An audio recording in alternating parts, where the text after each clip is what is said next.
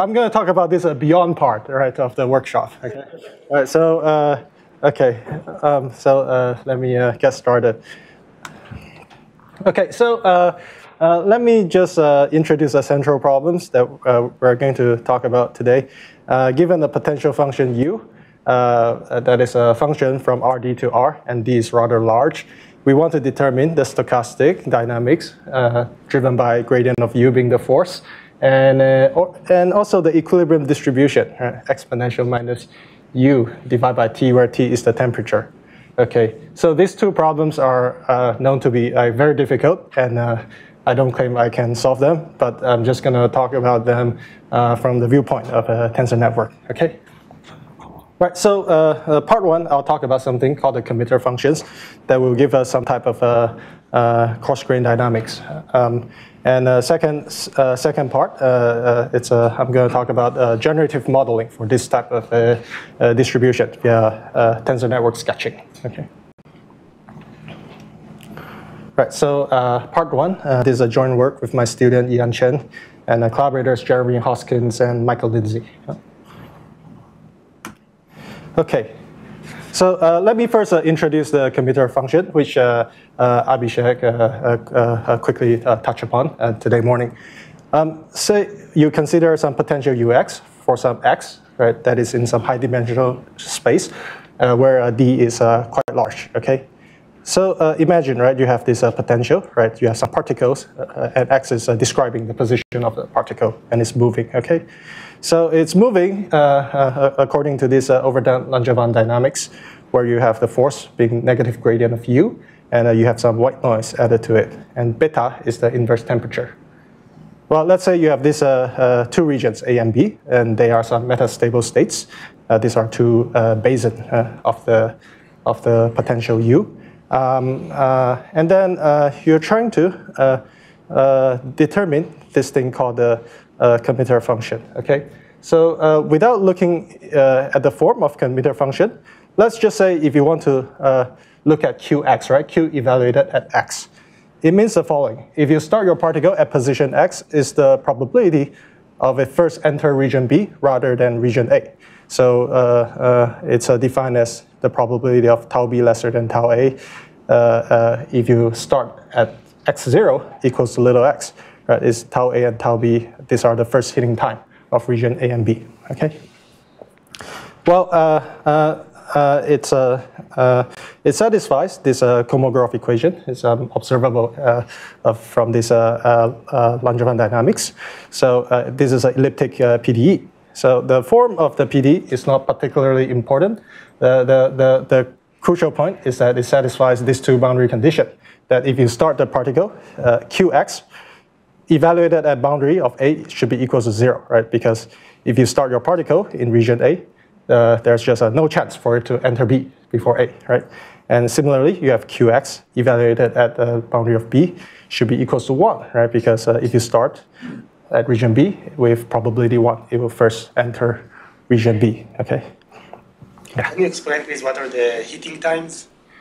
Heating time is just the first time that it goes into A or B. Yeah, it's the first time that it. Yeah.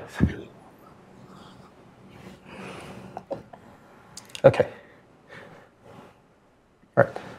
So, well, the connection to this workshop is really this picture, and you have seen several similar pictures like this in the morning.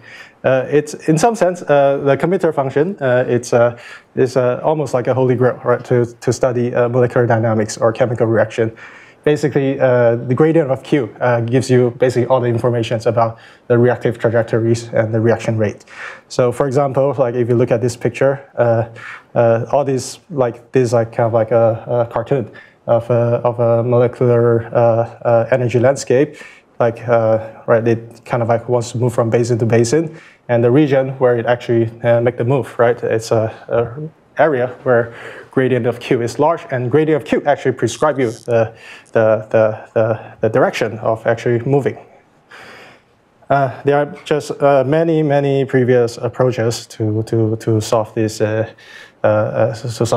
problem, and some of them are actually also referenced in talks today morning. Okay, yeah, I'm just gonna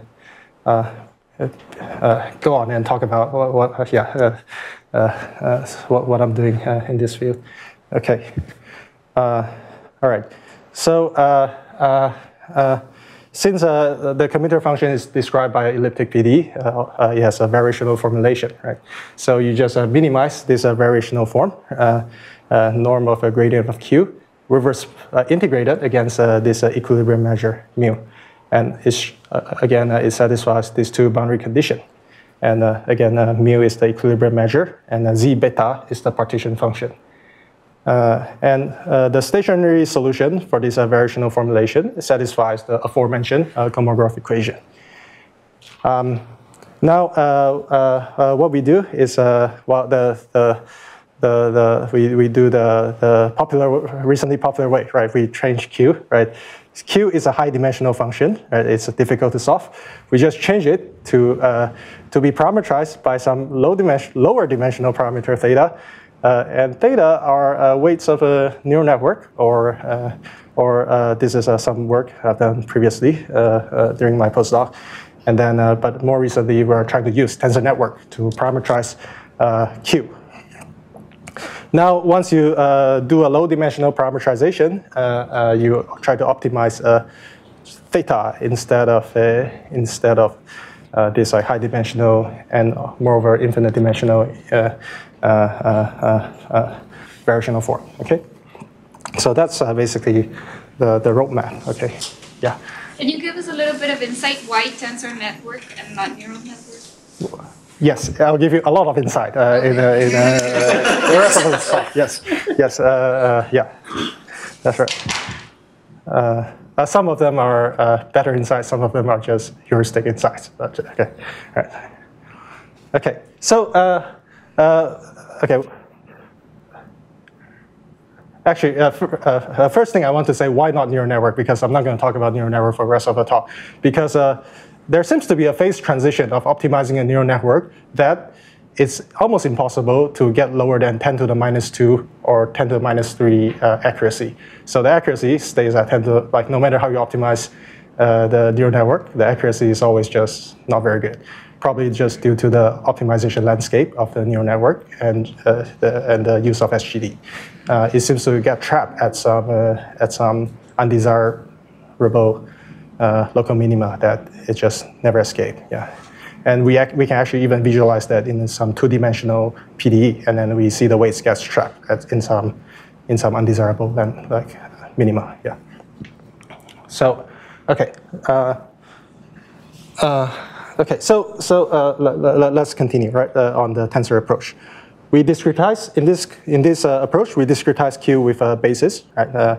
Basically, we introduce some product basis and phi i's, right? These are just some single variable basis function, and I form the products.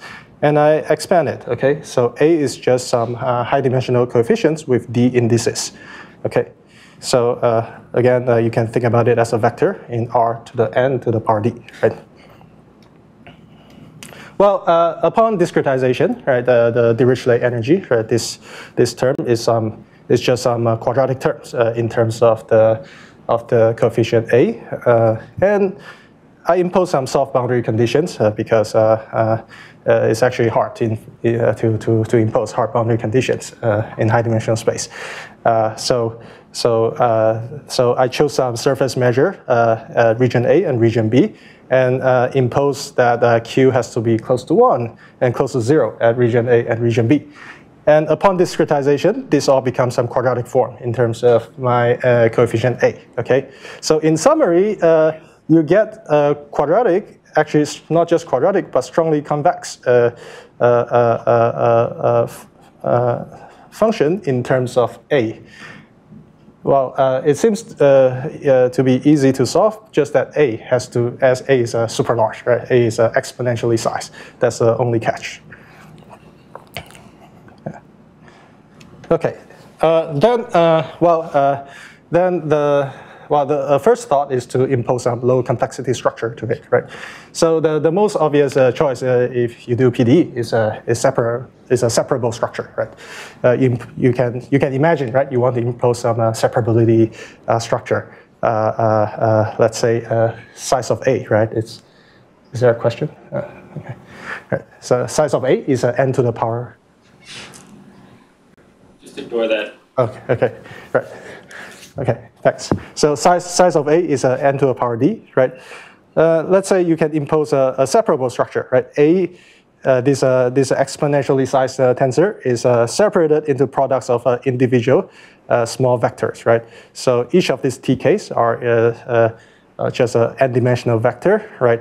And then they just tensor product them together to form your A, okay? Similarly, right, like suppose, right, your H, right, your operator H. So H taking two sets of indices, I1 to ID, I1 prime to I1 ID prime. So this is kind of like the Hessian term of your quadratic form. You can assume, if you assume that, right, you can assume that they come from some product operators. Right? So each of these PIs are just some n by n matrices, and you product them together to get you this exponentially sized object. Okay. Now, in this case, it's very quick or very fast to do an inner product. So let's say you want to form this A transpose HA, right?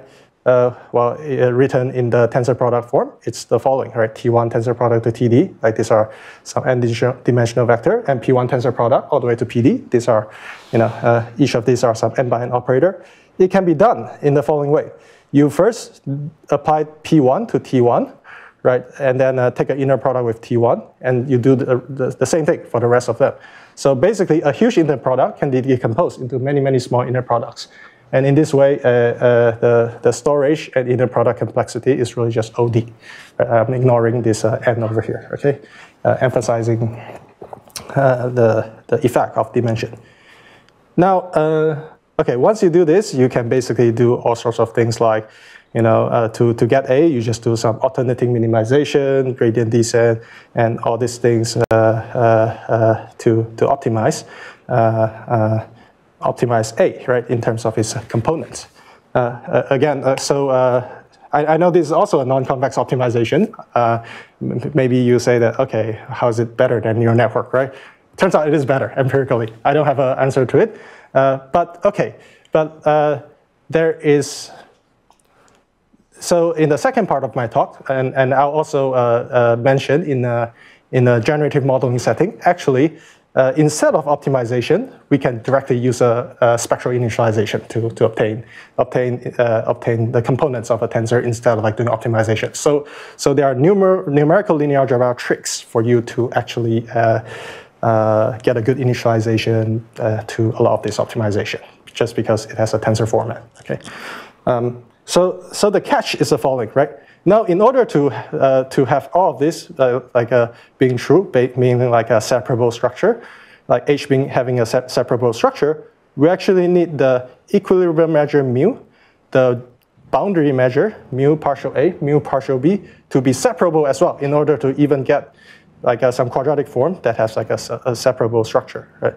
So meaning in this case, right, we want the equilibrium density mu to be a mean field, basically, right? That's what, and we know that most interesting equilibrium measures are not of mean field type, right? This is not, in practice, this is not true. So we need some generalization, right, to just imposing separability, because it's just not, that's usually not the case in practice. So there's this type of thing called matrix product state, MPS, or tensor train TT, like this is a more recent name. And this type of form are actually has existed long ago in applications. In particular, right, the most successful application has been calculating the lowest energy state of a quantum mechanical system. This representation is proposed 87 and is used by Steve White into an algorithm in 92. And this is like actually one of the leading methods to study many-body Schrodinger equation. In this talk, I'm going to import it to study transition path for statistical mechanics system.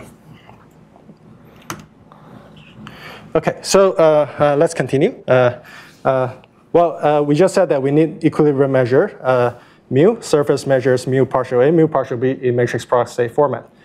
Okay, then, well, for now, we're just going to assume equilibrium measure mu is in the matrix product state format because in the second part of the talk, I'm going to prescribe a general recipe for compressing equilibrium measure into this form. Okay. Now let's just deal with the surface measures. For convenience, we're going to assume the surface measure mu partial A, mu partial B. These are just a uniform surface measure. Since it's basically there to just like to enforce the boundary conditions. Now A and B, these are often balls with radius RA and RB, center at CA and center A, and center B, CA, CB. So we just use independent Gaussian approximations for the surface measure, right? So basically we decompose mu into products of independent Gaussian along each dimension, and we know that if D is large enough, it's going to concentrate, right? It's going to concentrate on the shell, or with a radius RA, for example, for this mu partial A. Well, the surface measure in this case, right, is conveniently separable, which is just a subclass of functions that is representable by matrix product state in a trivial way. Now, once we have both the equilibrium measure mu and the surface measure mu partial A, mu partial B in this form, this representation, we can now solve for Q. Right? We can now solve for Q in terms of matrix product state. So. Well, I haven't really introduced like the form of this matrix product state, but that's going to be a second part of the talk. Okay. Okay. So before that, I'm just going to show some examples. Okay. I start with the most trivial example that everyone kind of like tests their algorithm first on it. It's a toy example. It's called double well. Okay. Okay, let's say we have a potential which is a confining potential in every other dimension. I'm confined dimension 2 to dimension D with a quadratic xi square, and the first dimension looks like the following, right? X1 square minus 1 square. So it has a two dip, right? One at -1, one at +1. Okay, my regions A and B are like half space in this case, right? A is this space that is x1 less or equal than -1, x1, and B is that the space x1 larger equal than 1. Yeah. And let's say, well, I'm just visualizing an empirical distribution coming from this type of a potential well. If you project everything down to the 1-2 marginal of the equilibrium measure associated with this potential U, you're going to see this type of empirical distribution, right?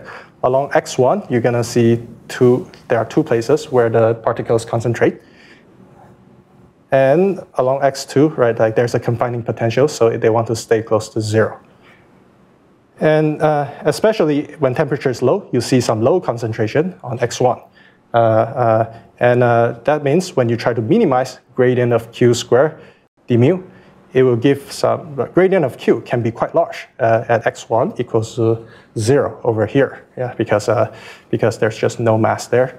Okay, and like you're not going to get a trivial solution q equals to 0 because there are boundary conditions holding them to a non-zero value. Okay, all right. So the results. I first show some results. So if you try to solve it when d equals to 20 at a moderate temperature, t equals to 0.2, you see this type of behavior, right? So I'm plotting Q, right? This blue line Q, which you can't really see, is the ground truth, and the dotted line is what I recover from my algorithm. I'm plotting it with dotted line. Okay. So as you can see, at x1 equals to 0, right? So here I'm plotting the solution qx1, right? And I fix all other coordinates to be 0. Okay. I'm plotting my q this particular function along x1. And you see that it's 0 at region A, 1 at region B, and it's making some transition, right? Going from A to B, right? From 0 to 1. And here's an error, like these are 10 to the negative 4, okay? Okay, yeah. Can you tell us a little bit how your results change with the barrier height? Because you mentioned like this divergence, like when you have very zero, like almost no mass on the barrier. So if your barrier grows? If my barrier grows? Yes. If my barrier, okay, so what's governing this is really the equilibrium measure, right? Yeah. So if my barriers grow, they will be like more and more concentrated in this region. So it has a similar effect as temperature cooling down, right? So it's going to make a sharper and sharper transition. Yeah. But it works. But it works. Okay. Yeah. So one important feature is that you don't see, right? If you think about Q as a function, right? As a function, it doesn't have local minima in the computational domain. That's why Q can be used as in some sense, some effective potential, and where the gradient of Q will drive you from one region to another. Okay. Right. So let's look at a lower temperature case, right? As you can see, the transition becomes sharper, and in this case, we get larger error. In particular, around this Q equals to half region, which is, I think Abhishek pointed out, this Q equals to half region is kind of like the most important region that people cares about, but we still get like sub 10 to the minus 3 type, sub 10 to the minus 2 error, right, in this sharp region, okay? Okay, well, I think this morning there's a question about, well, is there a simplistic system or like non-chemical or clean system one can do some tests? And yeah, so I guess, yeah, well, I want to say I'm guilty for working on the simplest possible interacting system, the Ginzburg-Landau model, all right? Okay, so the Ginzburg, so let's look at the Ginzburg-Landau type potential, where now, like, so previously, there's no coupling between xi and xj, so now we just introduce some nearest neighbor coupling, right? So here's the potential, u. xi has to be close to xi plus 1, and I add a penalty there to penalize them. And then for each of the dimension, I'm still constrained it to have like two local minima plus 1 and minus 1, right? So this is how the potential looks like. And on the boundary, x0 and xd plus 1 is equals to 0, okay? So this is the Ginzburg-Landau type functional is usually used as some phenomenological model to model things with degenerate symmetry breaking states. So there are two minimizers, CA and CB, right? For this type of potential, CA, right? So one is CA, one is CB, and CA looks like basically I pin it to 0 on the boundary, and everything else is negative 1. Right? CB is everything is basically 1 except at the boundary, right? So these are the two minimizers of this potential U. And I have these two balls, A and B, that surround this center A and center B. And I'm trying to study the transition between A and B, okay? Right. So here's the setup. I have some, it's a 50-dimensional system, right? And then these are like basically the parameters I choose to, in order to show some pretty picture. We try to solve for Q, right, in this matrix product state or tensor train representation.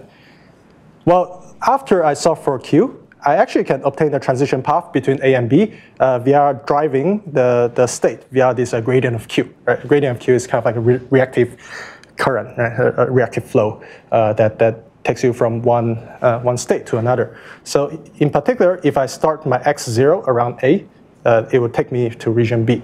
And as you can see, Q doesn't have local minima, so it will just cruise through the landscape, yeah, without getting stuck. Okay. Right. Okay. So I'm gonna solve this ODE to make a movie. Okay. Right. Let's look at some simulation results in this high-dimensional setting.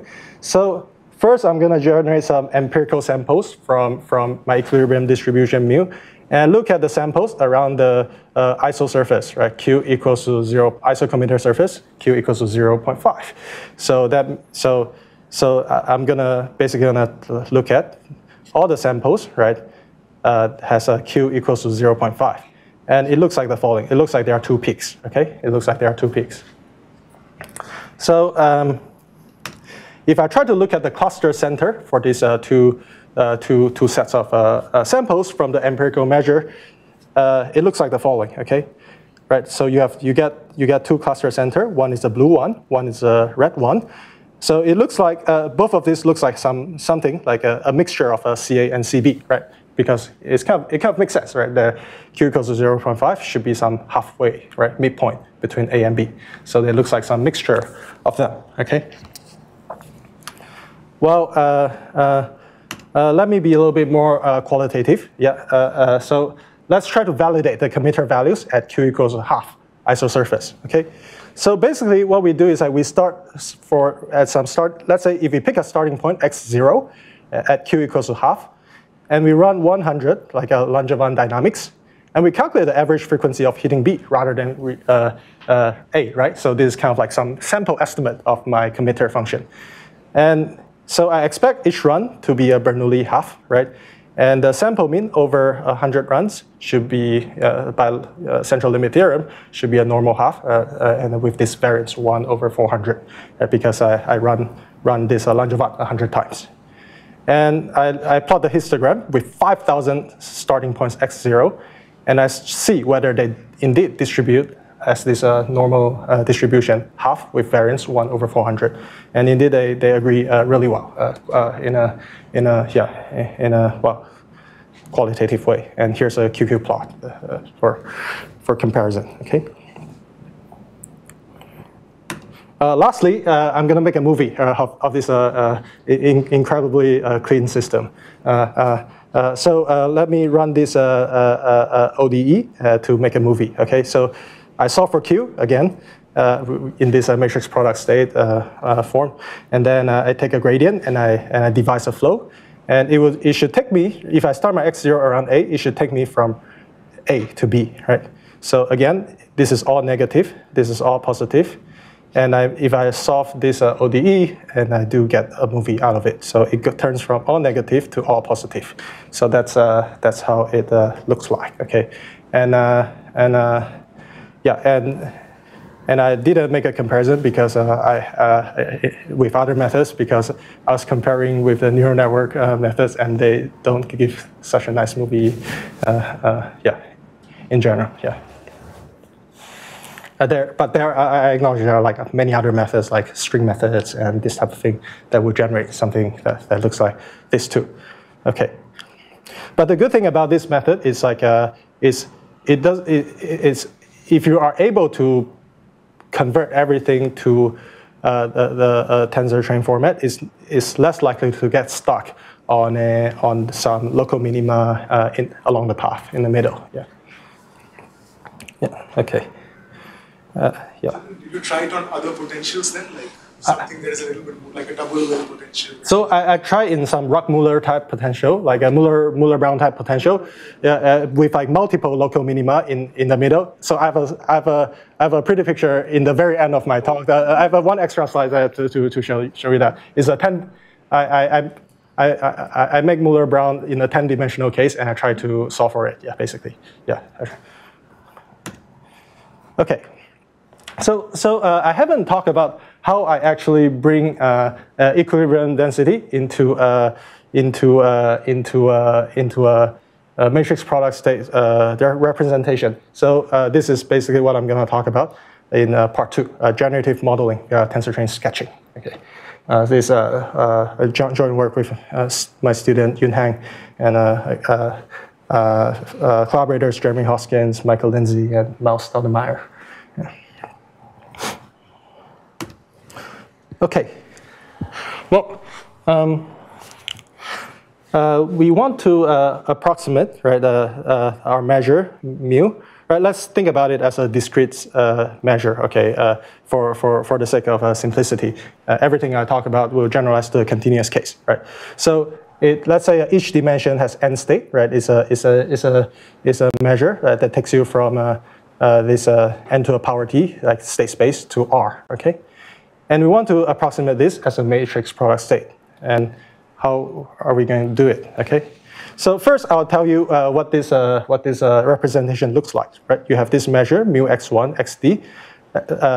And then it's separated into products of these things, right?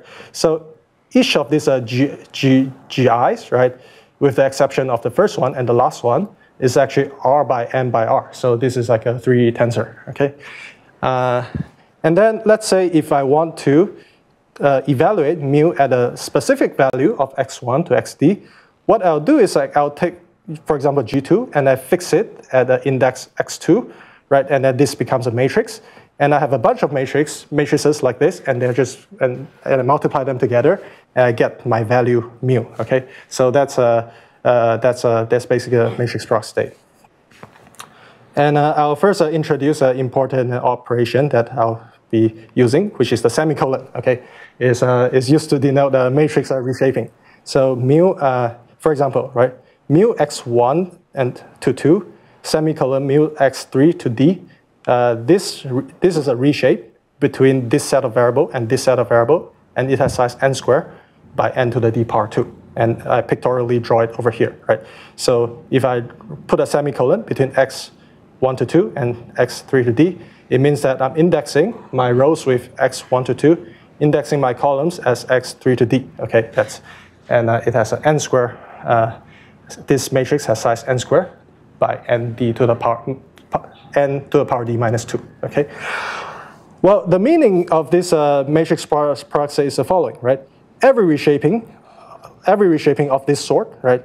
x1 with x2 to d, x12 to, and then separated with x3 to d, right? Every reshaping of it is rank R, right? That's what it means. In particular, right, let's say if I take this particular reshape, right, and factorize it as low rank matrix, I can identify the left low rank factor as G1 times G2. Okay, if I put a reshape between x1 to 2 and x3 to d, right, I can identify this left one with G1 times G2. Okay.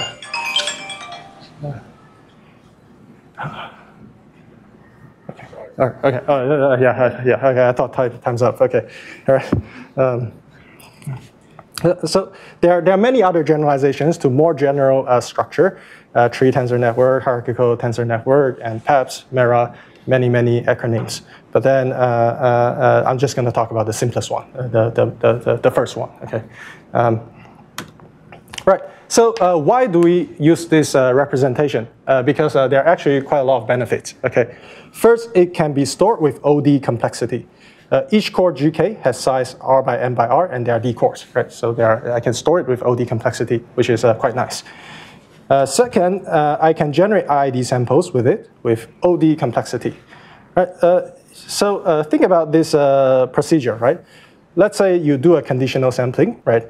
Basically, you decompose mu, right, into mu x1 times mu x2 condition on x1, mu x3 condition on x2 and x1, and so on and so forth, right? So in this case, right, you can apply a conditional sampling. You first generate samples from mu x1. Now you fix x1 and you generate samples x2, right? Condition on the fixed x1. And you do it sequentially, right? So you can generate samples with OD complexity. Well, of course, you need to first obtain this conditional distribution, which is actually the hard part, right? Turns out, right, that the conditional distribution, right, for example, xk condition on x1 to k minus 1, comes from the division of these two marginals, right? And turns out the marginals can be obtained with OD complexity as well. In particular, for example, x1, marginal. If I want to marginalize out all other variables except x1, all I need to do, I just need to sum up, right? I just distribute the summation, right, into each of the tensor core. I just sum up individual tensor core, and I'm left with my mu x1. So marginalization can be done with OD complexity. So this is a good thing about it. And third thing, right? I actually can compute low order moments algebraically with OD complexity. I don't even need to use Monte Carlo if I have this form, because computing low order moments is basically the same as marginalization, right? Now the final question is, can we actually bring the measure mu, right, into this matrix product state with OD complexity? Right? If that's true, then we're done. Okay. Any question so far? Yeah. Okay. Right, so the main idea is the following. Compressing, we're going to try to compress it, right, not using optimization. We're just going to solve a parallel system of equations. The equations that we are going to solve is the following. This set of equations, and as you can see, each of the equation only depends on a specific GK, and they are not even coupled together, okay? The left-hand side, B1 to BD, right? So with the exception of 1 and D, right, has size R by N by R. And it actually comes from integrating your measure mu with two functions, sk minus 1 and tk. Here, repeated indices mean summation. And I highlighted out, right, like for example, this one will get summed up together with this one. And I highlighted them in blue, okay? So for example, if I want to look at bk evaluated as a slice xk, I'm just gonna fix an index xk, and I'm gonna integrate out all other indices against these two functions. And I call them sketch functions for good reasons, okay? Because it resembles some linear algebra sketching operation. Now, each ak minus 1, similarly, this left coefficient matrix come from sketching your measure mu with two other sketch functions, sk minus 1, tk minus 1. For mu being a probability density, this ak minus 1 and bk's are basically low-order moments. Well, I just want to say that unlike randomized linear algebra, I cannot choose my sketch function at random because usually you need to estimate these moments, right? If you choose a random sketch function, in particular high frequency one or whatnot, it's just hard to estimate them, right? These are high order moments. It's not easy to estimate them. So you kind of like, you have to somehow bias your choice, right? To basically smooth enough, right? sk minus 1, tk minus 1, so that you can estimate these moments more easily. So that means to estimate the matrix product states GKs, right, is equivalent to estimating this many low-order moments in parallel. Okay, and once you finish the estimation, you just solve these equations, and that's it.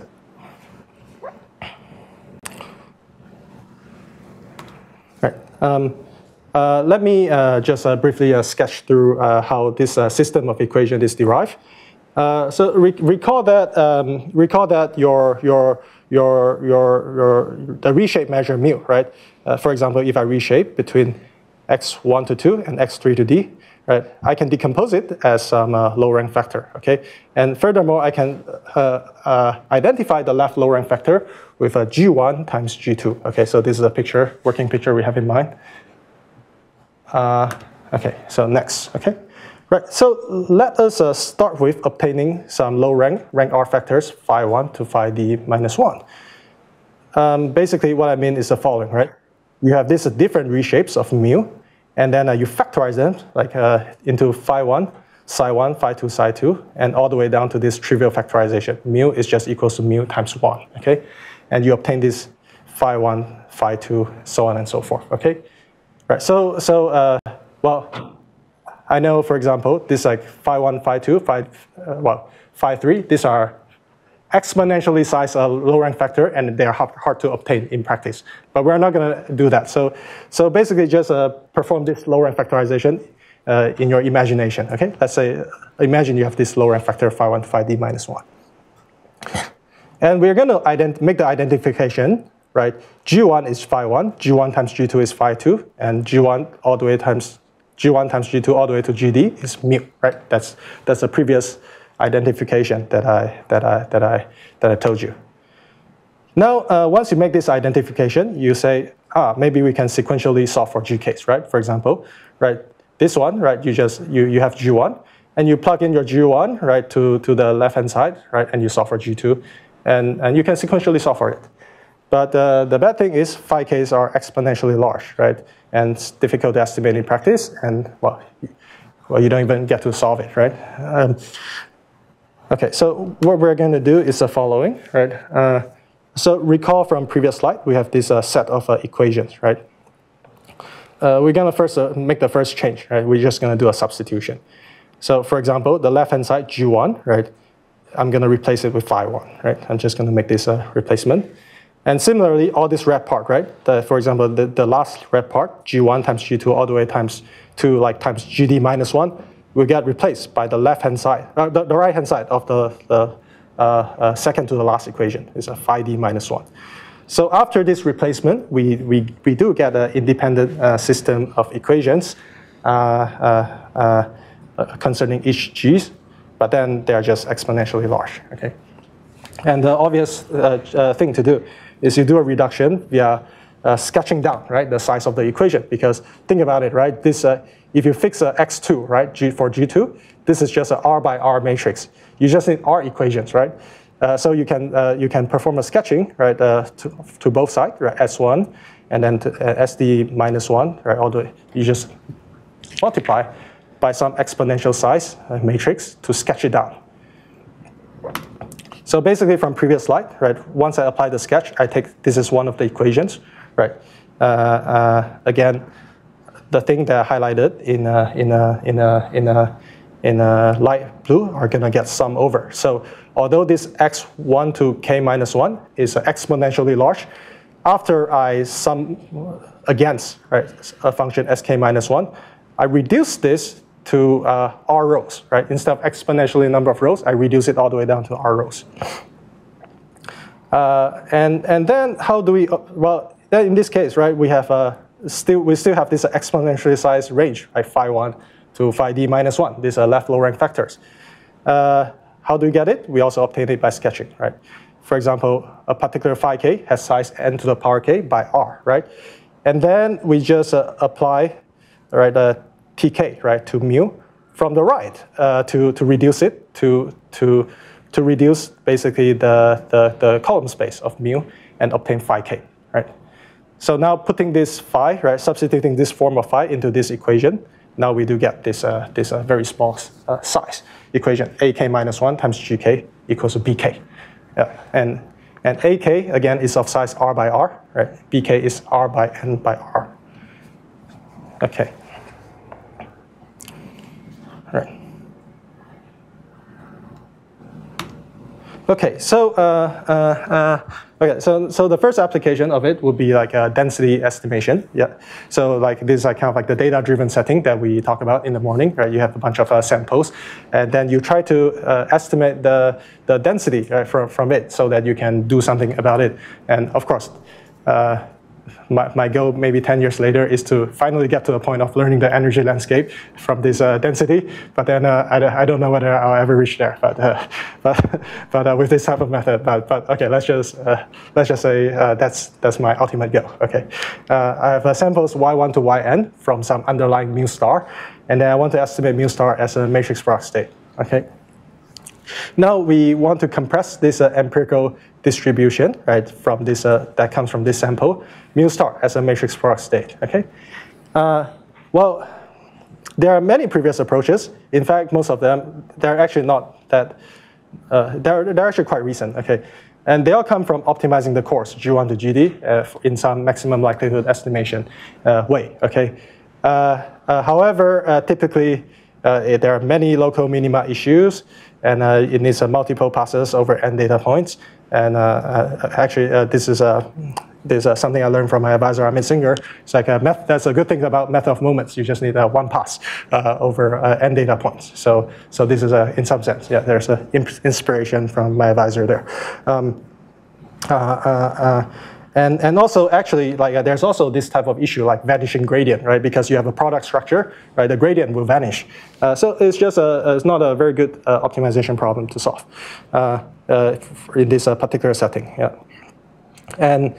And our approach is one pass over n data points, no optimization required, and the complexity is O and D. And in particular, if you do things in parallel, you can even remove this D. Okay. Now, so we have some simple theoretical results for some special cases.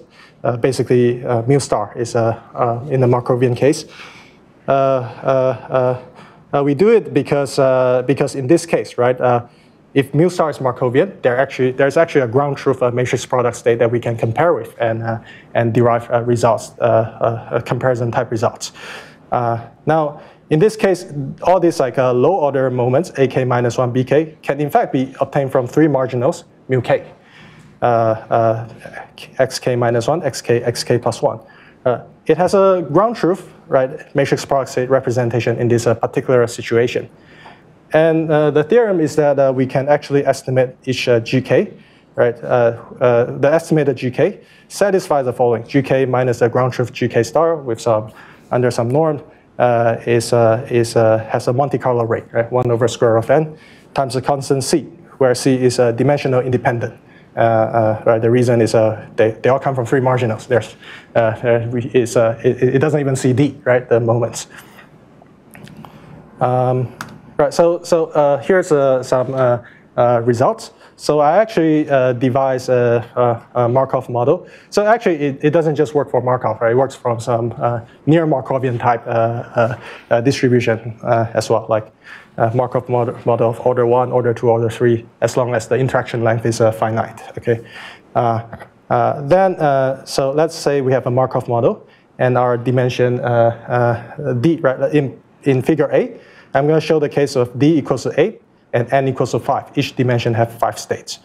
And I'm plotting the relative error of estimating mu versus number of samples n, right? Well, here I changed the n, and I expect to see a Monte Carlo rate, right? And as you can see, the red dotted line is the Monte Carlo rate line. I'm doing a log-log plot. And the blue one, right, is what do we get from our simulation. And we are also plotting how the error grows as the dimension d grows. Right? So in part B, I fixed the sample size and n equals to 5, and I let the d grow from 5 to 30. So it becomes a higher and higher dimensional distribution. And the error that we get grows, actually, it grows linearly. It has a kind of like linear growth in d. Well, theoretically, we have only characterized the error of estimating GK star. We actually did not characterize the error of like synthesizing GK star into a mu star, right? That's kind of at this point out of our reach. But all I can say is like I have some empirical observation that this is the error scaling that I'm seeing. Yeah.